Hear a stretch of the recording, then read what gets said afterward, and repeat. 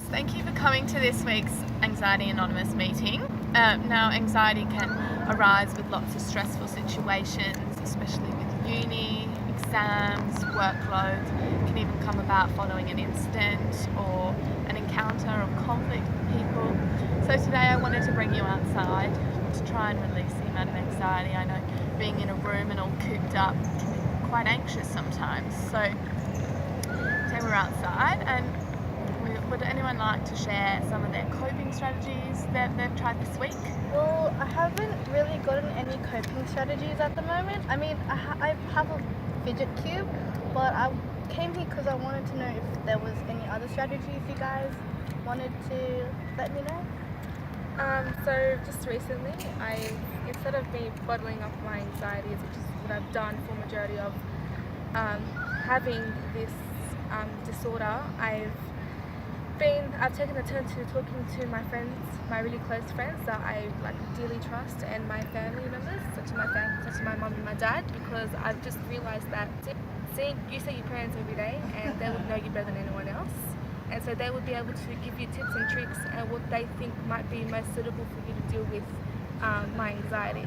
And one thing they've told me to do is breathe, just to focus on your breathing, because doing that might be able to just ease whatever you're thinking, whatever's going through your mind. And even though we do that, without even thinking about it, just reminding yourself and just focusing on one simple thing can dramatically help you in so many ways I can't even explain, and it has dramatically helped me.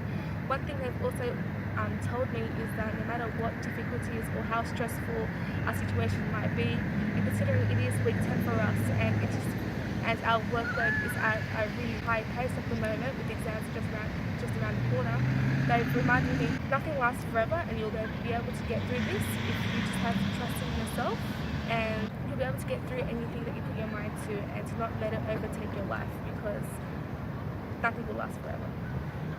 Yeah, that's really good. I've been personally trying to focus on lifestyle changes, which I found has been really beneficial to me, especially with the stresses of exams and assignments, and I haven't been able to keep up to date. So from this, I've noticed that I've become very irritable, especially with people close to me, and I've been having a lot of trouble sleeping at night. So, and my even my emotions and my personality has changed and become more negative. So this past month, I've been trying to make sure to keep on top of my exercising and healthy eating, which I've found has really just helped my mood be better and sleep be better, and in turn deal with my anxiety.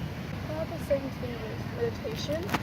So with uni, there's lots of new changes. You get work, new friends, lots of new things to do, and I can get really easily overwhelmed by all that. But meditation, even taking 5 minutes out of your day to just sit down and not thinking about anything, just focusing on breathing, it's been really helpful with resetting my mind and calming me down for the rest of the day. Find your inner peace, right? Yes.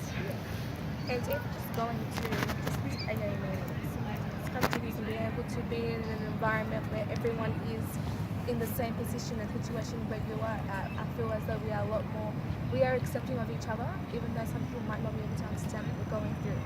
And the fact that we're able to bounce ideas off each other, and the fact that this is a very safe environment makes dealing with it so much better. Yeah, and I feel like when I talk to people, there is still a lot of stigma about anxiety, and coming to these meetings has helped me feel like I'm not alone in dealing with this. Well guys, last week I asked you to focus on mindfulness as a strategy to cope with your anxiety, and you all did really well with that. So this week I'm going to ask you to focus on a worry script. Now this is like a journal where you're going to write down the things that you're afraid of, your fears, or the things that you're scared might happen. I know at first this can be really uncomfortable feeling, and when you have to face your fears and acknowledge them, it can be really confronting and cause a lot of anxiety. But in order to work through that, you need to write them down, you need to read them, and you need to overcome those fears. And we can do this as a group. We're going to overcome our fears together. So thank you so much for coming this week, guys, and I'll see you next week.